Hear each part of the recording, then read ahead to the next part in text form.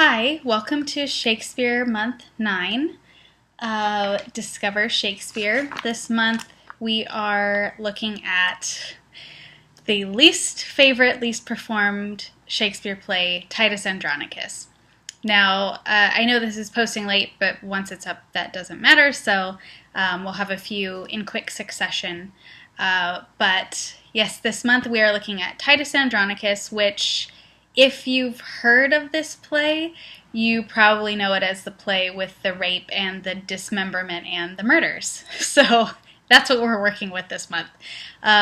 Titus Andronicus is believed to be one of Shakespeare's earliest plays. I think maybe his third or fourth play, his first tragedy. And it was really popular in his time, but in the, especially 18th and 19th centuries, it was completely unpopular. Scholars and people have just said he probably didn't even write it, and it's one of those ones where they think that he co-wrote it with somebody else. But if we're working from the Francis Bacon good pens Shakespeare theory, which I'm always working with because I like that theory, then we know, of course, that Shakespeare was working with other talented writers throughout his whole authorship. So, okay, to attack this play, I think I'm going to give the plot synopsis and then talk about it more generally. But if you, and I just want to say, don't be put off by this being a revenge play that has a bunch of murders in it. Because, you know, it's Shakespeare, and Shakespeare is highfalutin, so we should take in everything that he did, right? So Titus Andronicus should be just as worth studying as Hamlet or A Midsummer Night's Dream. If you don't want to stick around to watch this play or to hear about the plot, I'll just give you a really quick summary right now. And get out your pens. The summary and the moral of Titus Andronicus is revenge is bad. So if that's all you get, that's what it boils down to. Okay, so I want to show you all my notes. They're backwards, of course, here, but this is just me keeping track of who kills who, when, and why, and in what order that all happens. It actually, reading about it and thinking about it or talking about it is almost more convoluted than actually watching it. So for me, I was really resistant. I don't know why I picked this play and then I didn't want to do anything with it, but it was harder for me to try to watch it before I knew what the plot was. So once you know the plot, you can you don't have to really get what's happening from the language. You already know what's happening, so you're able to, and I find in my experience, able to just enjoy it more. So that's what I hope to impart to you, is you'll be familiar with the plot, and then when you watch it, you'll actually get some enjoyment out of it. Okay, so at the beginning of the play, we're in Rome, and this is not a historical Rome like Julius Caesar. This is just Rome as a place. So I don't think there's any set historical time period or any set historical references for this. References for Titus Andronicus are more Ovid's Metamorphosis figures into this. So we're in Rome. The very beginning of the play opens with the emperor has died, and his two sons are pleading their case to become the next emperor, Saturninus and Basanius. So they're both pleading their case to be the next emperor. Meanwhile, Titus Andronicus is coming back from a 10 years war with the Goths, coming back victorious, and the tribune, his brother, Marcus, is the voice of the people, which, if you remember from Coriolanus, that can be a good thing or a bad thing. He declares that the people have chosen Titus to be the new emperor. So Titus comes back. He's lost several sons. I don't know if it's 5. He's lost several sons in this war. He comes back with slaves, the queen of the Goths, Tamara, and 3 of her sons. one of his sons, I'm going to stop here. I'm going to break this down. We've got a lot of kids and a lot of parents, and they're all working against each other, so I'm just going to break it down here as best I can very quickly before we continue. So Titus has lost some sons in the war. He's got 3 sons remaining that figure into this play. Tamara, the queen of the Goths, the people that he has just conquered, she has 3 sons with her. And then we have the 2 emperor's kids, Saturninus and Basanius. So we've got 3 sets of kids, which we'll keep track of. So Titus is coming back. His son Lucius says, we've lost, my brothers, your sons in this war. We should sacrifice Tamara, queen of the Goths' oldest son, for, revenge or justice. So they take him off to be killed. And Tamara begs and pleads, spare my son. You've lost sons. You know what it's like to lose a child. Please have that empathy for me that I'm going to go through the same thing you've been through. Well, they don't listen. Take her son off. It's going to kill him. Okay, well, now you got an enemy in Tamara, queen of the Goths. So she has 2 sons remaining with her. So that's done. Titus says he doesn't want to be the emperor, and he says it should be between the 2 of the emperor's sons, Saturninus, the oldest son. And he says, you know what? You're going to be emperor? Why don't you marry my daughter Lavinia? Well, the problem is Lavinia was betrothed to his brother Basanius, which he didn't know. So Basanius tries to, keep her, his betrothed, from being raffled off to his brother. And Titus isn't happy with that. He goes after them to try to break them up, and then his son says, by Roman law, Basanius is right to have her. So Titus takes that as a betrayal and dishonor and kills his son for coming between him breaking up Basanius and Lavinia to do what he wanted. So this is, it's very impulsive. It's emotional. It's not plotted vengeance. It's just in the heat of the moment, and also it's a lot of pride. So so now Titus has killed Tamara's son. He's killed his own son, and then to top it off, Saturninus is like, I'm good, Lavinia. You could stay with Basanius. I'm actually going to denounce your whole family, and I'm going to marry Tamara, queen of Goths. So now Tamara, who was, taken as a slave, prisoner, conquered people, is now going to be the Empress of Rome and is going to have a great position to get revenge on Titus. Oh man, I'm going to try to speed this up. So, Tamara tells her husband, the emperor, Saturninus, you know what, show mercy, let's all be friends, let's just forget about this, let's be friends. Meanwhile, she is planning to plot her own revenge. She wants to have the satisfaction of getting revenge. She doesn't want her husband to do it. That will give her no satisfaction. So, okay, everything looks fine. Titus says, why don't we all go hunting tomorrow? Okay, well now we need to talk about Aaron. Aaron is an attendant to Tamara. He is a Moor, an African, and he is her secret lover. So, and he relishes in being evil. That's kind of his really one and only function in this play. So the next day when they're hunting, Tamara's sons, Chiron and Demetrius, are both fighting about how much they're each in love with Lavinia. Well, Aaron says, hey, why don't you both just kill Basanius and rape her? Then you're all happy. And they think that's a great plan. So Basanius and Lavinia, they actually come upon Tamara and Aaron looking sketchy off by themselves. And at this point, her sons come in. She makes up some story about them luring her to this place so that she kind of deflects off of why she is somewhere alone with this man who's not her husband, and the plot is carried out. The sons kill Basanius, throw him in a hole, and they take Lavinia off stage to rape her, and then Aaron forges a letter to frame Titus's kids. Let me check my notes and make sure I've got that right. Yes, to frame Titus's kids for Basanius's murder.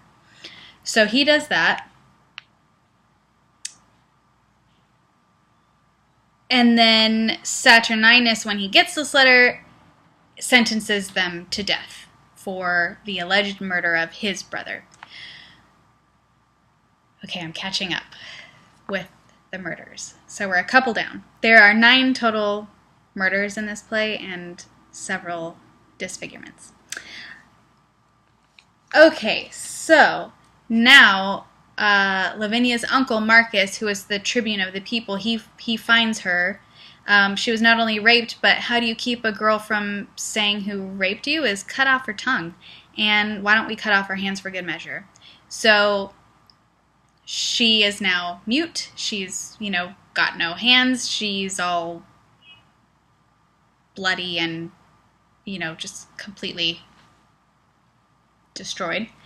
And then her uncle brings her to Titus, and there's this big emotional speech that he has with her, and that we'll talk about a little bit later about the language. So Lavinia can't do anything. She can't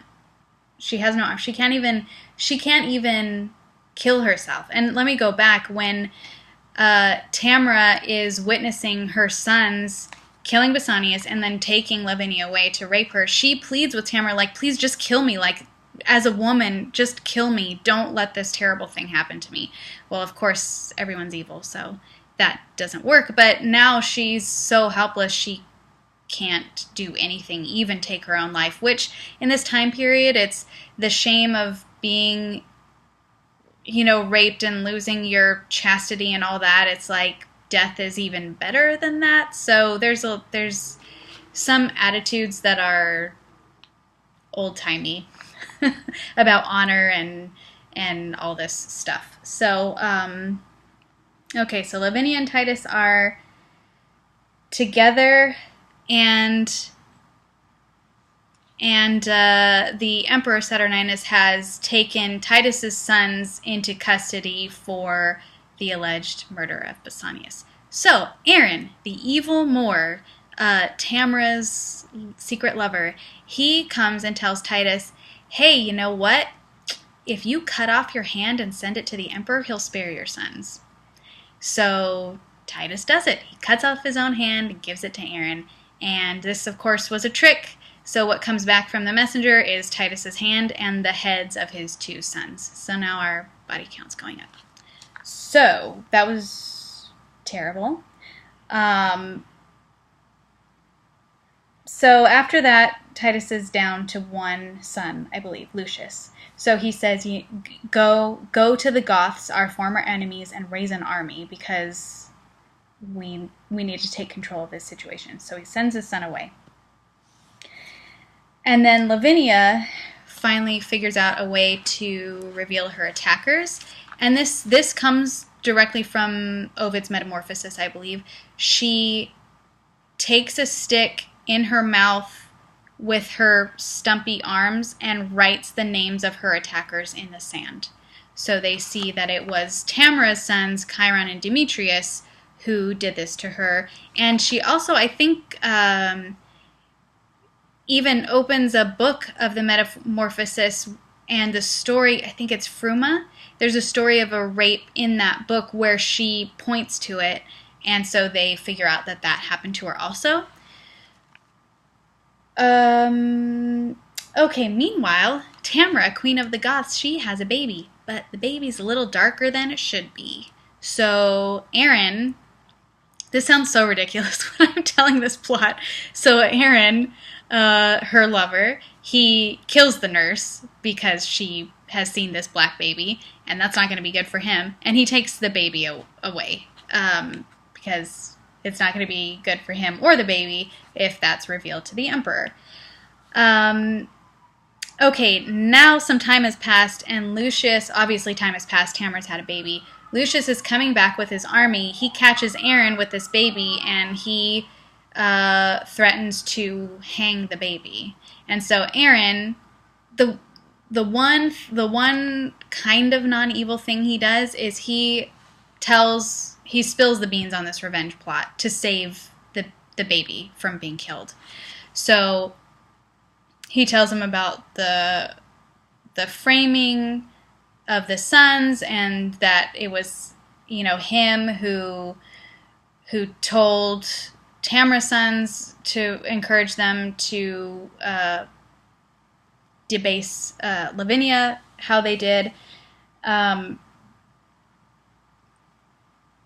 And he does that to save his little baby. So now we've got a kind of, is Titus going crazy kind of interlude. He has been writing messages and shooting them up attached to arrows to the heavens, to the gods. So he's so bent on revenge, and he's just, how am I going to get it, that he's even doing that. So is he really crazy? This is a little bit of an appetizer for Hamlet. Are you pretending to be crazy, or are you really crazy? So he seems crazy, and Tamara comes up with this plot to dress up as the spirit of revenge, and with her 2 kids, for them to be dressed up as the spirit of rape and murder. And so she comes to Titus and says, I'm the spirit of revenge. I'll revenge like everyone who's done anything bad to you. And he's like, hey, you look a lot like Tamara. They're wearing masks in the production that I'm recommending. So that whole, it's so ridiculous, but it's really funny when you watch it. So she thinks she is pulling this great trick on him. And the reason she's doing that is she is trying to get him to call off Titus's attack on Rome, because he's approaching with his army. So he says, yeah, you know what? Why don't we all have a feast tomorrow at my house? And you know what? By the way, why don't you leave rape and murder with me while you go and tell the emperor, that this is all sorted out. Tell Lucius, my son, we'll all have a party tomorrow. Okay, well, she leaves, and then, rape and murder, who are Chiron and Demetrius, he's like, hey, I'm going to kill you. So he strings them up, has Lavinia with her stumpy hands hold a bowl and slits their throats in the blood to gather the blood. This is a really bloody play. I mean, we're already this far into it, right? So he says, I'll grind their bones to dust, and with this blood I'll make a paste. And he makes a pie out of these 2 men who have killed his daughter's husband and raped and dismembered her.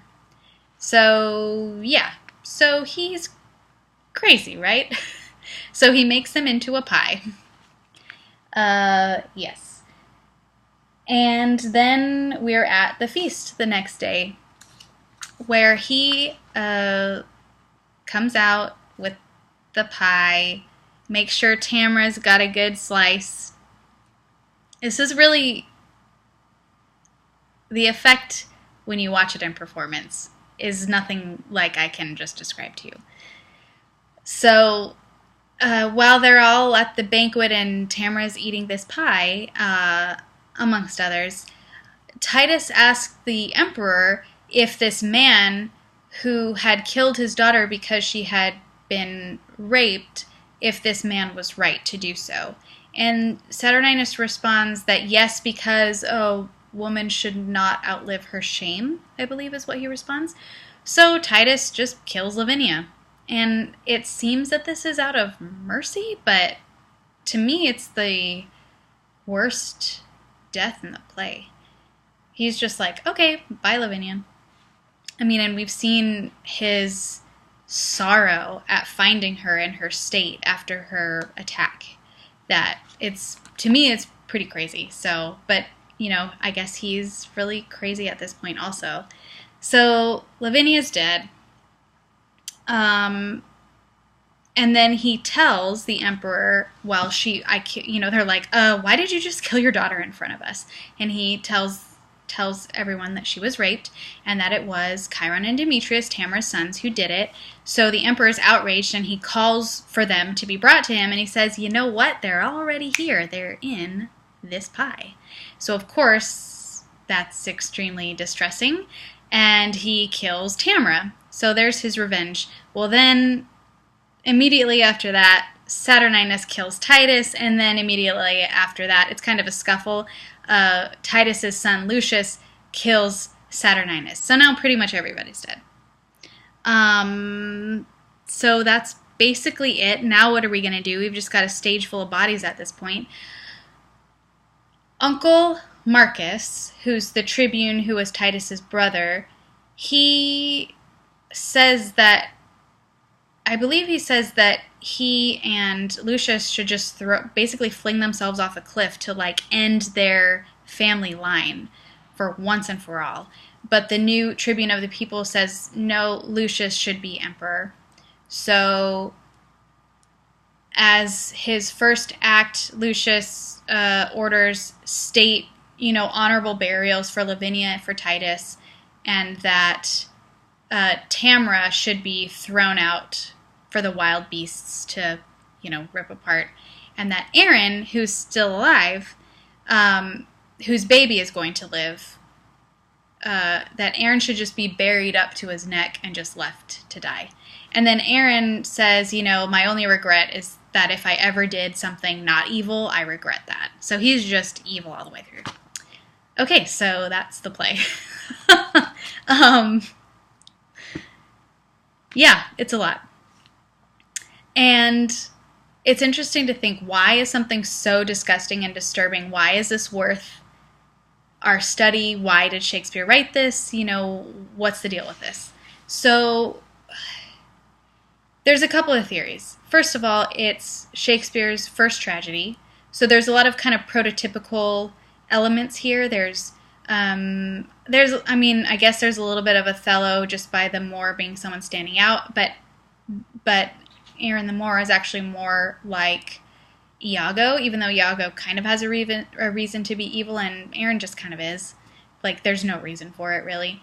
He's just evil. So we have that. We have the proud father not understanding his kids. That's like King Lear. We have the feigned craziness. That's like Hamlet. And I'm sure there's other stuff. But it's interesting because at the time when this play was, they think was written, was early on in Shakespeare's career. These plays, these revenge plays, were really popular. So he writes, and it was really popular during his time. It was the most popular. So he wrote something for the people, and it was really popular. And then if I'm also going to the Francis Bacon ciphers, then who knows what in this is part of the Shakespeare Code, because in the first folio there are versions of the plays are different, and maybe it's because they fit up with the secret code that Francis Bacon was writing with. So I'm curious about that. But also, it's gruesome, but the moral of the story is this is bad, and it's one cycle. In the beginning of the play, Tamara says, it's just one short line that I wrote down. Tamara says, "Sweet mercy is nobility's true badge," which is also echoed later. We'll see in The Merchant of Venice, the quality of mercy is not strained. So the war was over, and then still Titus demands blood. So it's the one act where you had the opportunity to show mercy and didn't, that sets this whole cycle up. And then it's not just him and Tamara, it's the kids. And so it's a vicious cycle. And then at the very end of the play,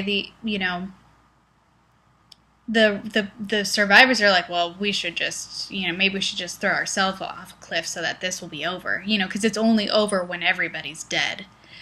So, I mean, there are basic morals of the story, but what I think is really interesting is that this play was super popular at the time, and then when I started thinking about it, I realized, oh, this is Game of Thrones. Like, this is still popular, because as gross as it is to hear about the plot, when you watch it, the version I'm recommending, it's actually really funny. It's pretty entertaining because it's so ridiculous that you just go along with it. There are other Shakespeare plays that I find more disturbing because they're more psychologically complex, like Macbeth, which we'll get to soon. So this, I mean, by the time Lavinia's got her stumps like holding a bowl of blood, you're just like, okay, this is so dumb. And when Aaron sees the black baby and he's like, oh, it's really funny. Believe me, it is. And so there's something to this that, was entertaining people 400 years ago that still entertains people now, because Game of Thrones is a bunch of families trying to kill each other. I mean, at least they have and it's over the top. To me, it's ridiculous. But people love it. And at least in Game of Thrones, they're fighting for something. They all want that throne. In this, they're just all out for revenge. There's no goal other than revenge. It's not, I will do anything to get X. It's just, I want revenge. And, I am governed by my passions in that violent way. So they don't even have as good of a reason as the characters on Game of Thrones to do what they do. But it is interesting to me that, you give or take 400 years, it's still entertaining. So people say the language in this play, I mean, the scholars who are analyzing the language, that it's not well written, and that's why some people think Shakespeare didn't even really write it. But I think you just, let it wash over you. There are some really funny moments in this play, including perhaps the first recorded "I slept with your mom" joke. It's great. It's hilarious. And it's in Shakespeare. So I think because we're so far removed from the language, of that day, that, he was writing stuff to be popular and slipping in more wisdom. So just because it sounds fancy doesn't mean there's bad puns in this. There's "I slept with your mom" joke. And there's kind of ridiculous little bits in it that are really funny. So the version that I'm recommending is, once again, the Globe Theater version that's available on the Globe TV, the Globe Player website, which I'll link to below. There's also a movie version with Anthony Hopkins from 1999. I did not watch that version, so, I mean, obviously if you want to watch any version, that's great. I really think that with a play that's this violent, you need to watch the stage, you need to watch it on stage. I don't want to watch somebody really getting their throat slit, but watching it on stage is different. So, I mean, anyone's welcome to watch any version they find. I just want to let you know I didn't watch that version. I know also the elements in that movie, it's like some things are old-timey and some things are modern, and I believe the conceit of that is just that, violence, how long has this been going on? So that actually just brings to mind one thing that, is the basis of what Shakespeare was trying to do, was to elevate human consciousness. And so if we think how timeless, violence has been, take it back to the Old Testament, take it back however long, that, these plays were written to elevate human consciousness, and that this, that the goal of that is to evolve beyond this, human institution of violence that has been a part of human history for as long as, our modern history has been recorded. So, there's a goal there with all of Shakespeare's work, just to elevate our consciousness. And, even though you see this violence becomes really entertaining when you watch the play, that obviously the moral of the story is, revenge bad, don't kill people. So I mean, it's a good takeaway from the play. But anyway, the Shakespeare's Globe production that I recommend. The reason I picked this play was because this wonderful British actress Indira Varma is in it, and she's actually also in Game of Thrones, which I thought of halfway through studying this play. She was also in the HBO television show Rome. And when we get to Julius Caesar, I really recommend people watch the first season of that show, because you really get to know who all the Romans are, and they'll mean more to you with what happens with Julius Caesar. But anyway, she's fantastic. So I thought, oh well, if she's in it, I should watch that version. And it's really funny. I really think there's value in watching the plays as they were performed in Shakespeare's time, and especially the Globe. They're so good because they have all these bits in them that are fun. They're visually funny. You get the rhythm and the